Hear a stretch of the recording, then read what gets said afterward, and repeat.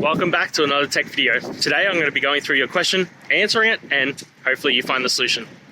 Now, don't forget to stay just a little bit crazy like me, and you'll hopefully get to the resolution. Now, let's continue on to the video.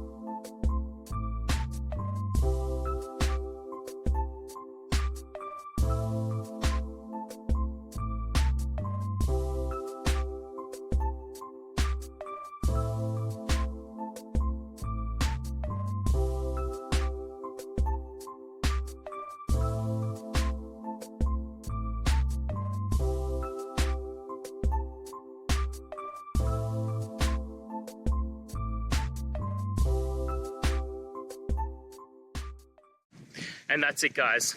We've gone through your question, hopefully found that solution you're looking for. If we did, please hit subscribe. I really appreciate it. And until next time, you need technical help, I hope you have a good one. Cheers.